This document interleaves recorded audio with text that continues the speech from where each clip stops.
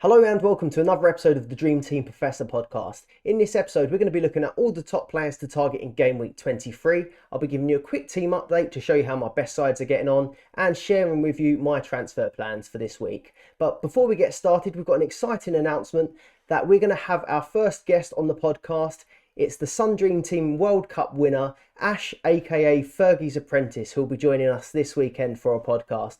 So please do like and subscribe to the channel and keep an eye out for that new episode. So the rest of February is going to be quite interesting on Sun Dream Team because there's quite a disparity in how many games the teams have got left. So we're going to start with some teams that have got the most fixtures remaining for the rest of February until we get the new transfers. And we're going to start with Manchester City. So they've got 4 fixtures in February left. They faced Nottingham Forest away this weekend. They have RB Leipzig away in midweek. And then in the following game week, they have Bournemouth away and Bristol City away. So I'm going to start off with Riyad Mahrez, and actually a bit of a disclaimer. Erling Haaland, the answer every week when it's Man City is pretty much Erling Haaland at the minute.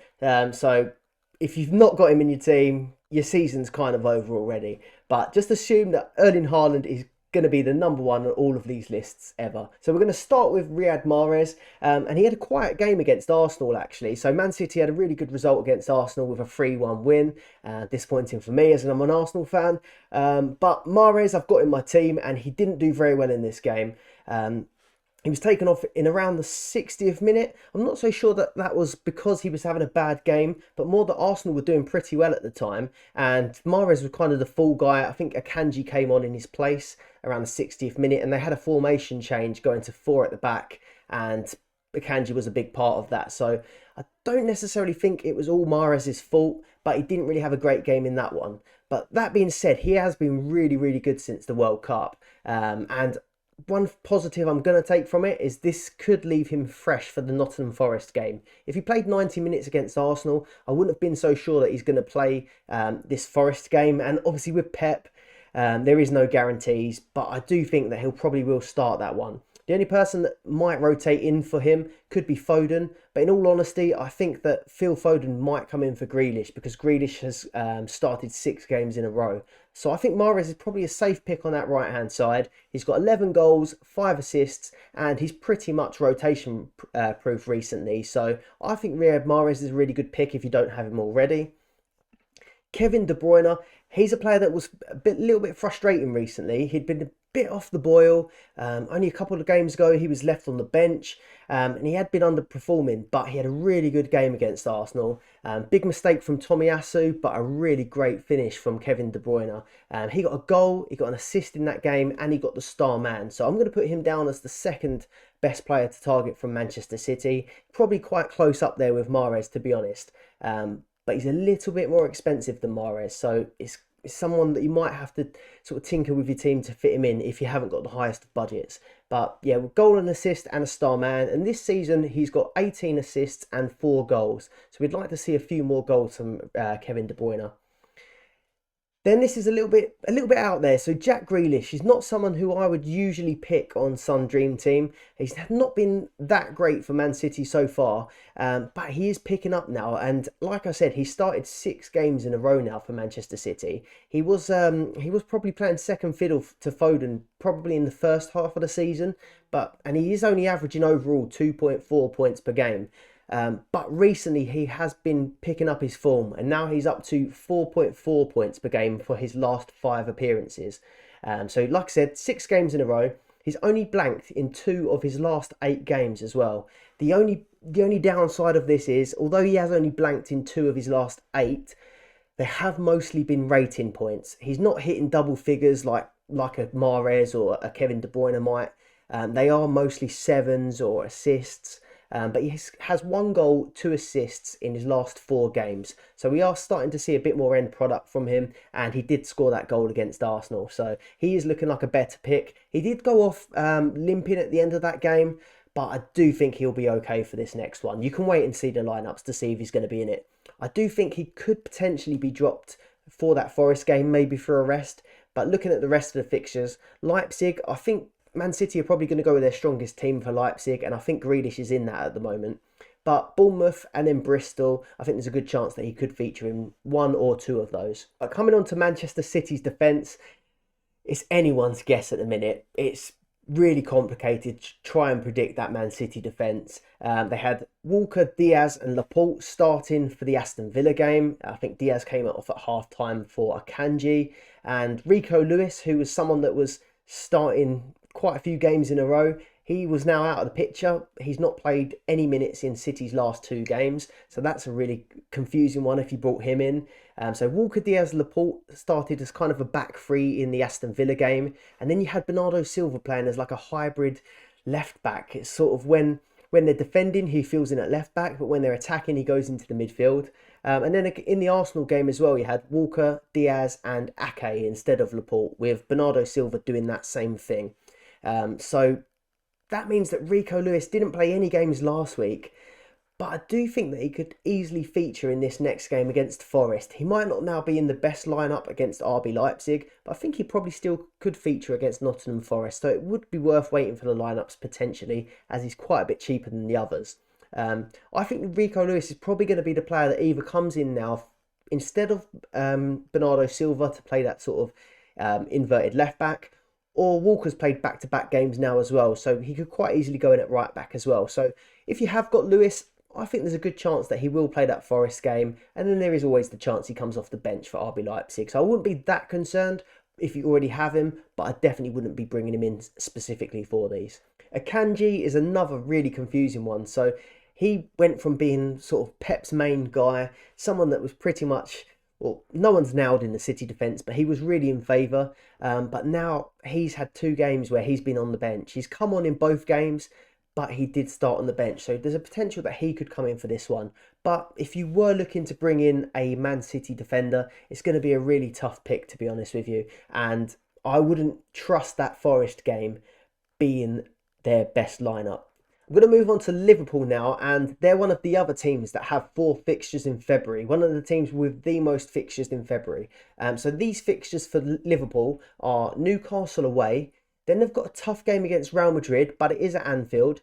Then they are away at Crystal Palace and at home to Wolves in the FA Cup. So Liverpool are quite an interesting one at the minute. So obviously we know how much they've underperformed this season, and it's been a real big surprise. But they did have a good performance against Everton in the last game. Granted, it was just Everton, but Everton were just coming off the back of a win against Arsenal. So I don't think we can really put that down to Everton being poor. One more interesting thing about Liverpool, though, is they've got a lot of key players coming back. We saw Jota get on. We saw Firmino get on the pitch, and we've got Virgil van Dijk who's coming back as well. So they are starting to get back some of their key players, and I think this could really work in their favour. It obviously is a risk because their previous form hasn't been good. I think they hadn't won in 3 games before that Everton fixture. But with some of these big players coming back and then having Gakpo as well, I think they should have a more familiar structure to the way they used to play, and I think that is going to benefit some of their players. So I'm going to say that Mohamed Salah could be, I know it doesn't sound that shocking, but I think Mohamed Salah is going to be a really good option for this run of fixtures. So he's got an extra fixture over Harry Kane. So this is presuming they start all of the available fixtures. Harry Kane's got 3 possible games and Salah has got 4. Also, Salah's now cheaper than Harry Kane after being previously quite a bit more expensive. So Salah, this could be a good time to get on him at a cheaper price. He's only 6% owned as well within the top 1,000. So it would be quite a big differential. And one thing I found quite interesting is although Salah, in our heads, or at least to me, it feels like Salah's having quite a poor season. But he's on 17 goals and has 6 assists still. So if that's a poor season, yeah, I'm not quite sure what it is. But I think Salah is a real good option. It wouldn't be to replace Rashford. It wouldn't be to replace Haaland. But if you have got Harry Kane and you're starting to get a little bit frustrated with him, Spurs, they beat City, but they haven't been that good. They weren't good in midweek and they've got a lot of injuries. So Salah to Kane could be a potential one I'd be looking at. Then I'm going to say Trent, and the same thing applies. So Trent, well, actually, it doesn't quite apply because Salah has actually been hitting good numbers, but Trent's form has been a lot worse than what we expect from him usually. So he's down to 4.8 million, so much cheaper than how he started out the season. I think this one's a bit more risky than Salah, but it could be a good time to potentially get on him. The only reason being is that he has got these extra fixtures. So if you compare a Trent to a Reece James or a Trippier, I wouldn't even be considering it if they had the same amount of games, I think. But where he's got an extra two, Newcastle, Real Madrid, Palace and Wolves. I think the Real Madrid one we can probably write off that it's not going to be a clean sheet. But I do think there could be potential there for other clean sheets. But he does have the attacking upside as well. So he was unlucky not to get given the assist in that Everton game. I know the assists can get pretty frustrating. It was a clear assist to anyone watching, but it's not an assist on Dream Team because it did take a touch on the way through.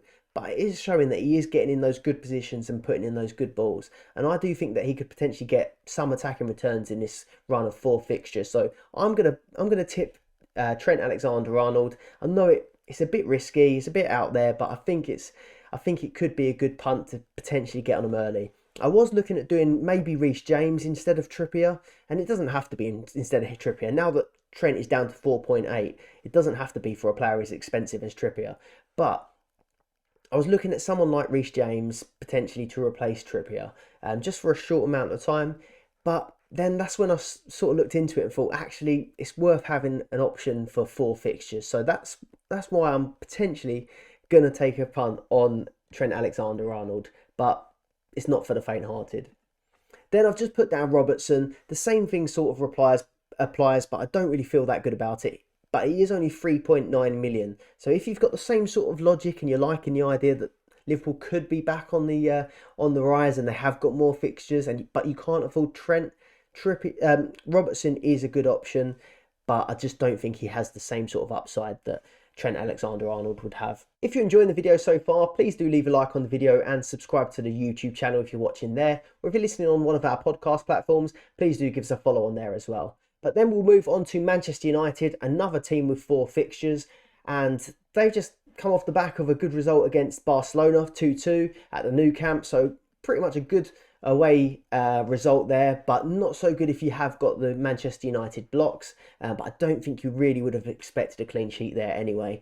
But the 4 fixtures Man United have: Leicester at home, Barcelona at home, Newcastle, I've put that down as a home game, but actually that one's going to be at Wembley because that's the Carabao Cup final, and then West Ham at home as well. 3 home games and 1 at a neutral ground. It's not bad at all. No away fixtures there, unless you wanted to count Wembley as an away fixture. But that is looking like a fairly good fixture run. Leicester's going to be a bit tough on defenders because Leicester have been really good going forward. I think they've got 8 goals in 2 games. Barcelona is always going to be a tricky one in terms of defence, but Man United have shown that they can score goals against them. So people like Rashford and Bruno or attacking assets could be ones to look at. And West Ham haven't been that great this season. So I'm going to start off with Marcus Rashford. And again, I think he's essential at the minute. To be honest, he's probably ahead of... You're going to have Haaland in your team anyway, but actually on form, Rashford's probably the best player in Sun Dream Team at the moment. So Rashford as my first player to target if you don't have him already. I assume that most of you do. He's averaging more than 6 points per game at the minute. He's got 22 goals and 7 assists so far this season. I just think he has to be nailed in your team now, and he's scored in 4 games in a row. So Rashford is my top player to target from Manchester United. Then I'm going to go on to Bruno Fernandes. I think he's another brilliant option in midfield, and especially with all those fixtures. Man United are looking good going forward, so I think there's a good chance that he can get attacking returns in those games. He always seems to get the rating points as well at the minute, but with those attacking returns, it really does increase his chances of getting star man if Rashford isn't already stealing it. But talking of stealing it, Rashford did steal a penalty from Bruno Fernandes after the World Cup, and we thought that Rashford would be the new penalty taker, or at least I did, but Bruno Fernandes has taken the most recent penalty for Man United as well. So Bruno Fernandes probably is back on penalties, so that's another plus for him, and he's the second highest scoring midfielder just behind Kevin De Bruyne. He plays every single game, so there's not really any risk of rotation there either. Then looking on the defence of Man United, then this one's a little bit harder to pick. So in my opinion, I think Luke Shaw at the minute is the best option to choose in defence from Manchester United. I think he's got the most potential for attacking returns. He's got 1 goal and 4 assists so far, but he is only 1 point ahead of Dalot, who was injured for a big chunk of time. So the whole time that Dalot was injured and Man United were keeping tons of clean sheets. Dalot is still up there as Man United's highest scoring defender. So now he's back fit, I think he could be a really good option as well. So I'd put Dalot just behind Luke Shaw. Dalot didn't start the game against Barcelona, but he had played 90 minutes twice in a row for Man United. Or start 2 games in a row for Manchester United. So Wan-Bissaka played tonight, but I do expect Dalot will be the most favoured right back for Manchester United under Ten Hag. So I think Shaw, then Dalot are the best options. I'd then go on to say probably Martinez, and then it's a toss-up for me between Varane and Wan-Bissaka because I don't think Varane can really play 2 games a week at the minute. Getting on a little bit, great player, but he seems to be a bit of an injury risk, so they seem to only play him sort of once a week. The reason I've included all of them is because I know the Manchester United block is quite popular, or if you're going for 2 or 3, that's the order I'd have it in. Shaw, Dalot, Martinez, and then Varane or Amon Wan-Bissaka. Then on to Arsenal. So we're now going down to 3 fixtures. So it was City, it was Manchester United, and it was Liverpool that had the 4 fixtures. Arsenal only have 3. And that game week 23, they only have the 1 game, which is away at Aston Villa. Then they face Leicester away and Everton at home. And this is going to be a really tough run, I think, for Arsenal. And it's really important they get a good result against Aston Villa, because it's okay to drop points when you're in the title race or when you was in the title race. But the problem with Arsenal in recent time is they're not just dropping points in 1 game, they seem to drop points in a string of games. And since that loss to Everton, we then drew with Brentford, and now we've lost to Manchester City. And before that, we also lost in the FA Cup to Manchester City. So that's pretty much 4 bad results now. So it's really important that Arsenal bounce back. But the best player, I think, to put in your team from Arsenal, if they do bounce back, is Bukayo Saka. So he scored the penalty against Manchester City. Really well taken. He's 4.2 million at the minute, but he's probably going to increase before that Friday or for that Friday deadline. But it's good to see that he's confirmed on penalties with Jorginho on the pitch. Obviously, Jorginho is a penalty master. Thomas Partey's out injured at the minute, so that means Jorginho is going to be getting more minutes. So I did think that Jorginho might step up, but it was Saka, and he put that one away. So I think that he's probably the best option from Arsenal at the minute. He's the 3rd highest scoring midfielder in the game, and I still think he's priced fairly reasonably at that 4.2, or if it increases, it might go up to sort of 4.5.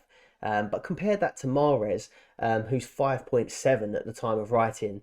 Saka's above him, so he is really good value. He's averaging 4 points per game, and he's on 4.8 over his last 5 games. So 4.8, Arsenal have had some pretty bad results over the last few games. So to have 4.8 points per game in that last 5 is still pretty impressive from Saka. Those fixtures, Villa, Leicester, Everton, they are all games that concern me because we're not playing well at the minute. But I do think that we have the potential to score in any of those. So Saka is a really good pick for me. If you haven't quite got the budget for Saka though, I think Ødegaard is a completely viable option at 3.2 million. I've actually got Ødegaard in my team myself at the minute. And he's only 12 points behind Saka overall. So almost 1 million cheaper. He's only 12 points behind. So he's a real good option if you're looking for someone a little bit cheaper. I just think that Saka has a little bit more upside with those penalties and getting himself in more attacking positions. The defence of Arsenal, though, I'm feeling a lot less confident about Arsenal's defence at the moment. But if you were looking to target them for this run of fixtures, Villa, Leicester, Everton, I do think we could probably get clean sheets against maybe Villa and Everton.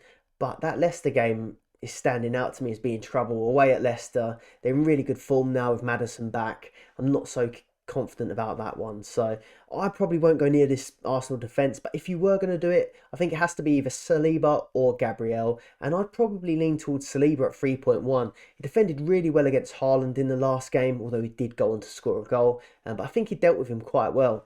Gabriel, on the other hand, looked a little bit shaky, quite a few dodgy passes as well. Gabriel normally does have more upside when it comes to attacking corners and things like that, but for an extra almost million, I'd say Saliba is probably better value. Then on to Spurs, and I don't have that much to add on this one, and it's not because I'm an Arsenal fan, but they have 3 fixtures in February. They have West Ham at home in the game week 23. Then they have Chelsea at home in game week 24 and Sheffield United away in the FA Cup. Now, the only person I'm going to tip from Spurs, and it's probably not going to be a big surprise, is Harry Kane. He's averaging 5.2 points per game, but he has got back-to-back blanks at the minute. And there's a few things going on at Spurs that might be contributing to them not performing as well. They've got a few injuries in midfield. They had to put out quite a young midfield against AC Milan in the Champions League in midweek. And also Conte, he was ill. I think he had some sort of operation, so he was missing from a few games. He was back for the last one, I believe, but then I think I read that he won't be there for this one either. So there's quite a few things going on that might be causing them to not perform at their best at the minute. But Harry Kane is on 19 goals, 4 assists and 166 points. I feel like he's having a pretty good season still, but the only reason I would consider maybe not having him is because earlier Mohamed Salah having potentially an extra game over Harry Kane. And then Salah, who we think is having a poor season, he's actually not that far away. So 19 goals for Kane, 17 goals for Salah. 4 assists for Kane and 6 assists for Salah, and there's only 2 points between them. So although it does feel like Kane's having a much better season than Salah, actually when it comes to Dream Team points and attacking returns, Salah's actually right up there. So with an extra game, I'm leaning towards having Salah in my team. I'm going to feature Leicester in this one as well. So Leicester on 3 fixtures too. They have Man United away, then in the following game week 24, they have Arsenal at home and Blackburn at home in the FA Cup. So I tend to not want to put people in my team at this time of the year that aren't playing in Europe, but Leicester have been really impressive over the last 2 games, and they have still got 3 fixtures like some of the other European sides that have played their first game last week, or Arsenal that haven't played their Europa League fixture yet. That's coming up in the next round. So James Maddison I'm going to start with at 5.5 million. He is very expensive at that price for a non-European player. But he does have a really good goal and assist threat, and he is really on it. Since he's been back, Leicester have been playing a lot better, and they've scored 8 goals in their last 2 games. James Maddison as well is on 9 goals, 5 assists so far, and he does regularly pick up that star man as well for Leicester. So it is a punty one, and it feels a little bit worse because he's a punty one that is going to cost you. But if you really are chasing or looking for a differential, he could be up there if you have the appetite for it. One thing to consider as well that sort of did come into my mind, it's a bit of a soft factor, but United have had a pretty tough game against Barcelona tonight in the Europa League game.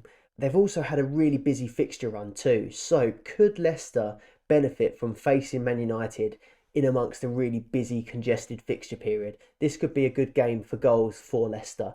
I know you wouldn't want to hear it if you have got those Man United defenders. Then on to Newcastle, and it's kind of feeling like a sad time where we're starting to move away from some of the Newcastle players now. They only have 2 fixtures left. They face Liverpool at home and then Man United at Wembley for the Carabao Cup final. So 2 pretty tough fixtures, while some of the other teams are playing 4 games. So that really does limit the potential for some of your players to score points. I would be avoiding bringing in any Newcastle players at this point because of the difficulty and the lack of volume of fixtures. The one question mark I have got with Newcastle is what to do with Kieran Trippier if you have him already. I wouldn't specifically bring him in for these games, but if you had him already, he's been such a good player to own, and it's a little bit difficult to move him out for that reason. And when I was trying to decide what I want to do with Trippier, I was thinking about, do I want to bring in Reece James for him? Do I want to bring in Trippier for him? One thing I've decided to look at, because the fixtures are difficult, is how does Trippier perform against the top 6 sides? So I brought that up here. I've taken this from a tweet that I put out. Against Manchester City, he scored 5 points and got a 7.5 rating. He scored a goal in that one. They did concede 3 goals in that game, I think it was. So that makes it a bit more impressive that he still got the 7.5 rating. Then against Liverpool, he did get minus points in that one. He got 2 points, but he managed a 6.9 rating in a game where they conceded twice. So it kind of shows that even when they concede goals, Trippier is still scoring points. Then against Man United, he got 13 points, a 7.4 and the Starman Award. He got the Starman Award against Tottenham as well, 8 points and an 8.2 rating. Then against Chelsea, 7 points, a 7.6 and an assist. And then against Arsenal, he got 13 points, 7.5 and an assist. So he really is racking up the points against the big six teams. So if I had in my head that I wanted to take him out because the fixtures were difficult, this has kind of not helped me with that decision. It's made it a bit tougher to work out, but I thought that information is quite interesting. Then finally on to another team that have 2 fixtures, and that's Chelsea. So they have Southampton at home, which on current form looks like a really good fixture to target. And then they have Spurs away in that London derby. So the same with Newcastle. I really wouldn't look to bring in any players with just 2 fixtures coming up. I was initially considering maybe a sideways move from Trippier to Reece James with that Southampton home fixture in mind. But actually Reece James has now played 90 minutes in 2 games back to back. So I would be a little bit worried that he wouldn't start that Southampton fixture, I think. Or if he did, he probably would only play around 60 minutes because he has had quite a bad injury record lately. The only other person that I'd be relatively interested in is João Felix. But with those 2 fixtures, I just think there are a lot better options out there. And he is a striker too. So I probably would put that one on hold maybe until next month if you were considering it. Now on to my team updates then. So this is my vlog team. It's got 83 points for the game week and it has a total now of 1,522 points. The overall rank hasn't moved much this week. I've gone from 1.7k to 1.8k, so not much of a change there. And then transfers remaining, I've still got 4 transfers left in this team. So starting with the goalkeeper, I've got David De Gea in goal. So we got the clean sheet against Leeds, done well in that one. But he did concede 2 against Barcelona. And it actually did look like he had a pretty good game in that one, but conceded 2 and got no points, or got minus points in that one. Kieran Trippier, he only got the 3 points against Bournemouth. Might have expected more, might have expected the clean sheet in that one, but that was wiped out quite quickly. Then Luke Shaw, he got me 14 points. That was a really good showing from Luke Shaw, and I'm pretty happy having him in my team, but those points did come against Leeds in that first game, not Barcelona. Then Ake, and he's been really disappointing since I brought him in. I think I've had 3 blanks in a row now from Nathan Ake, and it hasn't helped that this Man City team is rotating quite a lot. I still do think that Ake probably is in Manchester City's best lineup, but with them playing twice a week, there is a chance now that he probably only plays one of those, but he could still come on as a sub, so I'm going to stick with him for now. Bruno Fernandes got 5 points this game week. I'm happy with how he's doing. He's ticking along just fine. Got Kevin De Bruyne. I was getting a little bit worried about him, but he is the sort of person that I do keep in my team, and he delivered against Arsenal. He had to do it against my team, didn't he? But he got a goal, assist and a star man, 15 points for the week, so he's doing really well. Mahrez, 10 points. Not so good against Arsenal, but he did have a really great game against Aston Villa, so I'm happy to keep him in as well for now. Ødegaard, he's one player that I did transfer in this month. Just the 3 points against Brentford and nothing against Manchester City. But with those fixtures coming up, they are fairly good fixtures if Arsenal can turn it around. So I'm going to keep Ødegaard as well. Then I have Rashford, 13 points. He's on fire. Kane, who got me no points. And then Haaland, who got me 13. So I'm fairly happy with how that's been so far this week. The real disappointments are probably Ake getting no points from those 2 fixtures. And then Kane blanking in a double game week. That's a pretty disappointing one, actually. I would have expected some points from him. So I'm looking at transfers now for this team. And I've added it to here. I've got 62.7 as my team value. And I've got 0.8 in the bank. And now looking at this, for the reasons I've mentioned previously, I'm now looking to move Harry Kane to Mohamed Salah. And I'm almost certain I'm going to do that this evening ahead of the price changes. You've got Salah, who's predicted to increase by 0.2, and that's from FF Stuff. There's a site called FF Stuff you can check out where they do predicted price increases that are pretty accurate. And then Harry Kane, he's predicted to fall by 0.3. So I'm going to make that change ahead of the deadline. Now, this is where it gets a little bit interesting, and I'm thinking about taking some risks. I've not had much of a change in my rank here, and I think a lot of teams are looking the same at the minute. And I just have this feeling I know you can go with the stats and the data and form and all that, but sometimes you just have a feeling. And I just think it makes sense to try and move to a Trent Alexander-Arnold who's got 4 fixtures. I'm going to try and bank on Liverpool maybe picking up some form now they've got all their players coming back. I've already brought in Salah for Kane, or going to bring in Salah for Kane, but I'm looking at Trent Alexander-Arnold now. He does play a lot of the games, and out of those 4, I think he plays at least 3. The FA Cup fixture he might not play, or if he does start on the bench, he could come on. So I'm wanting to bring Trent into my team. It probably is going to just be short term while they have an advantage on the fixtures. If it goes well, I'll keep him. But the decision I'm trying to make is who I bring him in for. Now, at first glance, I was thinking it would have to be Trippier, um, because Trippier is expensive and Trent's expensive. But actually, Trent isn't that expensive now, and I have got a bit of money in the bank. So having a look at it, I could actually do Trippier, or I could do Ake. Now, Ake could defeat the object a little bit because Ake could have 4 fixtures, and Trippier only has 2. But realistically, is Ake going to play all 4 of those? That's the problem.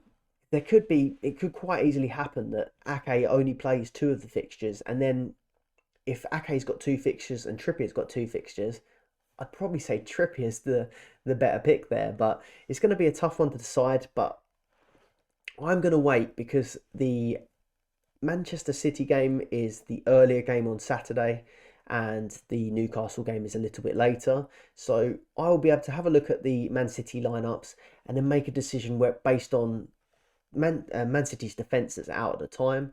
If Ake's starting, I still think I might keep Ake for that Forest game and move Trippier to Trent.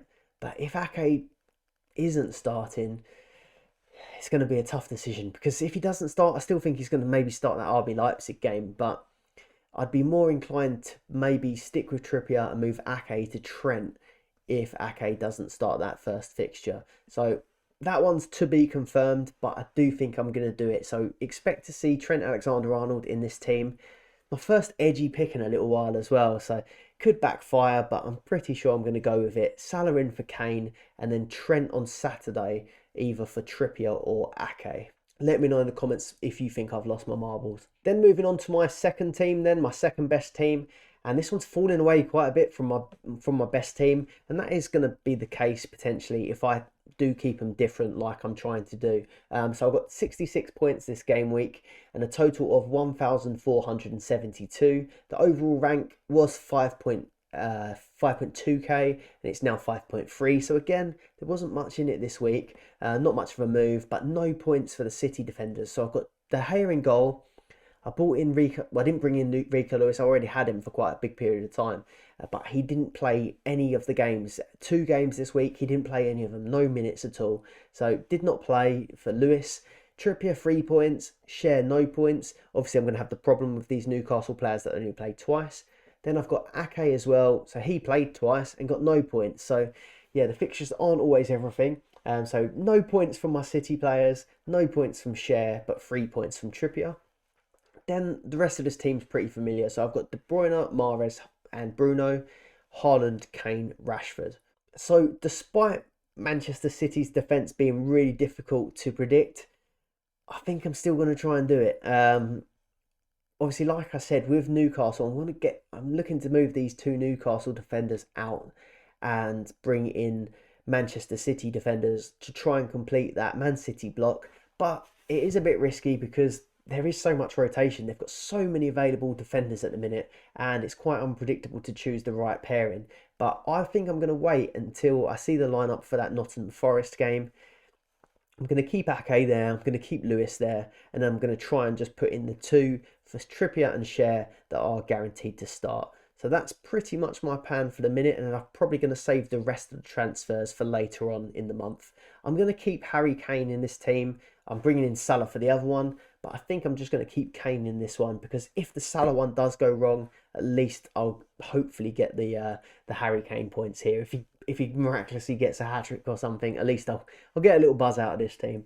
That wraps up this episode, so thank you very much for watching. If you've enjoyed it, please do like and subscribe to the channel for more Sun Dream Team content, and obviously keep an eye out as well for that next episode, which is going to have Sun Dream Team World Cup winner Ash aka Fergies Apprentice on it. And also, if you listen on Spotify, please do give us a follow on there as well. So we'll see you on that next episode.